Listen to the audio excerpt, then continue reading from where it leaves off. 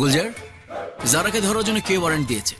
কার নির্দেশে চ্যানেলের স্ক্রলে ওর ছবি দেয়া হয়েছে? হ্যাঁ, আমার নির্দেশে। কারণ আমরা আমাদের এজেন্ট ব্যাক চাই।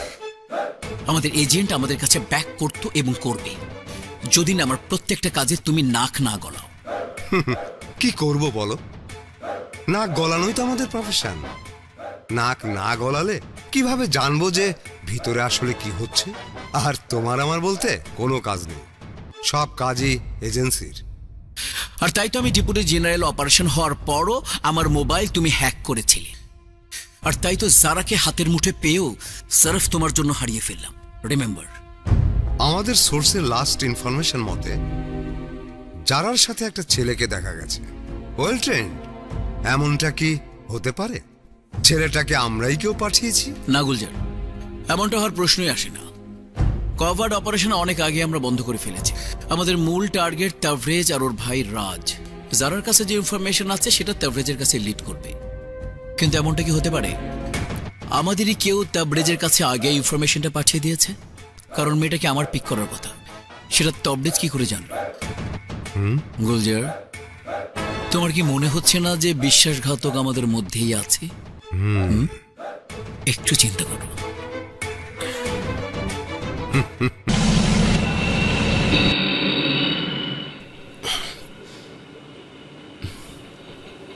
আসলে ছোটবেলা থেকে একটু দুরন্ত টাইপের ছিলাম, অ্যাডভেঞ্চারের বড় নেশা ছিল। ডক্টর সিদ্দিক যখন আমাকে প্রথম পিক করেছিল ভেবেছিলাম লাইফে একটা বড় অ্যাডভেঞ্চার পাবো, কিন্তু এতটা ভয়ঙ্কর অ্যাডভেঞ্চার কখনোই ভাবিনি। ইন্টেলিজেন্স, এসপিওনাজ, আন্ডারকভার, এগুলো অ্যাডভেঞ্চার তোমাকে কে বলেছে? ম্যাডাম, এটা রিয়ালিটি, 007 না। রিয়েল অ্যাডভেঞ্চার হলো রোলার কোস্টারের ট্র্যাকে খালি পায়ে দৌড়ানো। ভয়ঙ্কর ট্র্যাক, পড়ে গেলেই শেষ। শুধু আশা থাকে যদি কেউ ধরে ফেলে তাহলেই বেঁচে যাবে। এই এখন যেমন আমি করছি, কিন্তু এটা তো একটা নির্দিষ্ট সময় পর্যন্ত। তারপর পালিয়ে বেড়াবো আর নিজের ভুলের মাসুল দেব। কারণ ওরা বেঁচে থাকলে আমাকে বাঁচতে দেবে না, আমাকে মারার জন্য ওরা কাউকে না কাউকে পাঠাবে।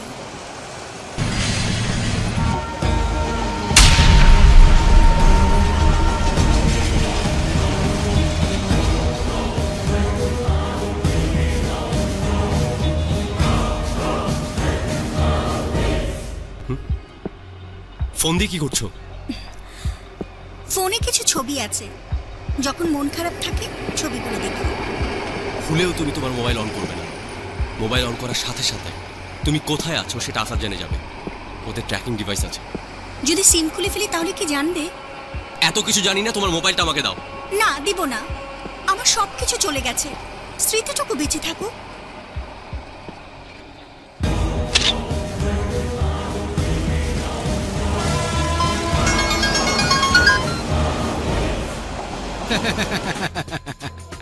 ভাই, সানি জারার কাছে আমার লোক পৌঁছায় গেছে।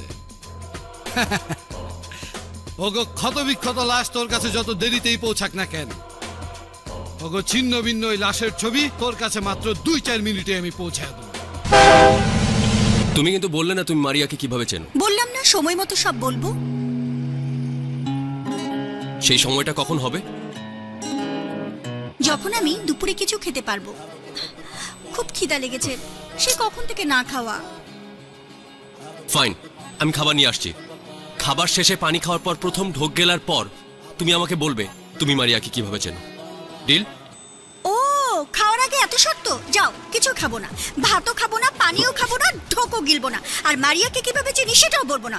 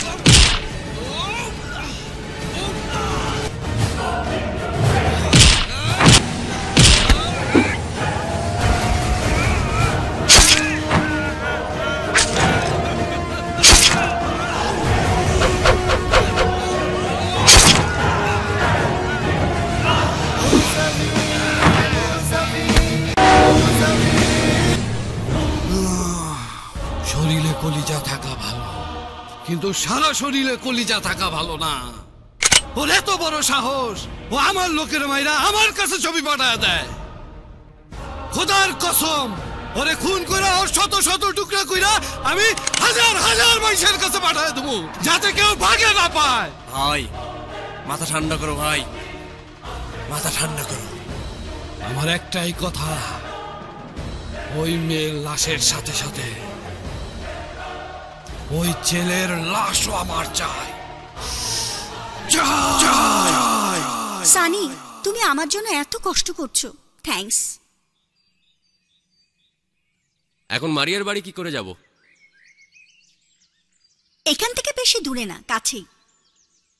তুমি কিন্তু এখনো বললে না মারিয়াকে তুমি কিভাবে চেনো? ও কি সত্যি বেঁচে আছে, নাকি এতটা পাও তো আমাকে শুধু শুধু আনো? বলবো বলবো, সবই বলবো। এত অস্থির হলে কি হয়?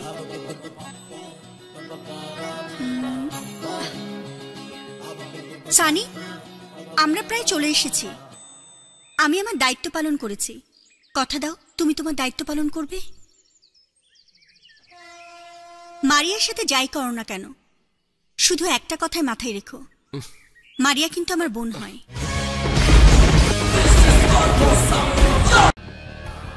এই, কে আপনি? আরে কি ব্যাপার? আশ্চর্য তো।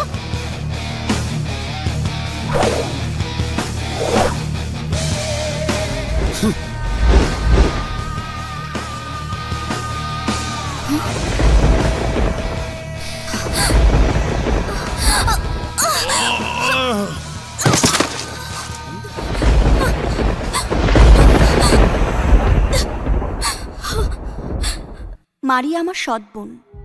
আমি যখন স্কুলে পড়ি তখন জানতে পারলাম বাবা আমাদের না জানিয়ে আরেকটা বিয়ে করেছেন। সে আমাদের ছেড়ে চলে আসেন, এখানেই সংসার করেন। বাবার উপর অভিমান করে কখনো যোগাযোগ করা হয়নি। বাবা অবশ্য অনেকবার চেয়েছেন যোগাযোগ করতে, কিন্তু আমার মায়ের দিকে তাকিয়ে আমি কখনো যোগাযোগ করিনি। মায়ের কাছেই মারিয়ার ছবি দেখি, ওই ছবি দেখা পর্যন্তই। কিন্তু এভাবে দেখব ভাবিনি। রক্তের টান তো, ও যাই করেছে তোমার সাথে, একটা কথাই মাথায় রেখো, ও কিন্তু আমার বোন। আমি আসছি।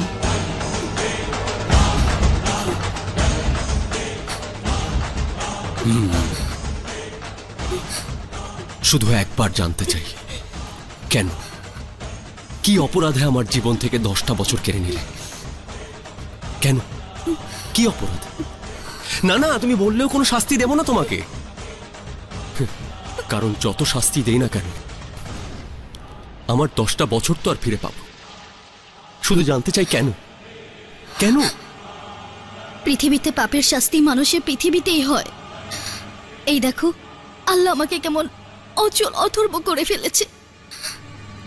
তুমি তো বন্দী ছিলে লোহার শিকের কারাগারে, আর আমি বন্দী আমার ভেতর 8 বছর ধরে। আরে তোমার তো 10 বছর পরে হলো মুক্তি হয়েছে, আমার মুক্তি কিভাবে হবে বলতে পারো? পারো না বলতে? আমার মৃত্যু ছাড়া কোনো উপায় নেই। তুমি কেন বললে, তুমি কেন বললে আমাকে কোনো শাস্তি দেবে না? তুমি আমাকে শাস্তি দাও প্লিজ, প্লিজ আমাকে শাস্তি দাও। সানি, তুমি আমাকে গুলি করে মেরে ফেলো, আমাকে বন্দি কাছে থেকে বের করো প্লিজ, প্লিজ। আমি মরে যেতে চাই, আমি মরে যেতে চাই। আত্মহত্যা করতে অনেক সাহস লাগে, সেই সাহস আমার নেই। আর সেই সাহস নেই বলেই তোমাকে যেদিন পুলিশ ধরে সেদিন আমি বলতে পারিনি তুমি নির্দোষ। সেই সাহস নেই বলে আমার বান্ধবী আমাকে একটা প্যাকেট দিয়েছিল, সে প্যাকেটের মধ্যে কি আছে তা না জেনো প্যাকেটটা আমি ফিরিয়ে দিতে পারিনি। সাহস বড় দামি জিনিস, বেঁচে থাকতে যত না সাহস লাগে, মরতে তার থেকে অনেক বেশি সাহস লাগে। কি হয়েছিল সেদিন? স্পষ্ট করে আমাকে খুলে বলো।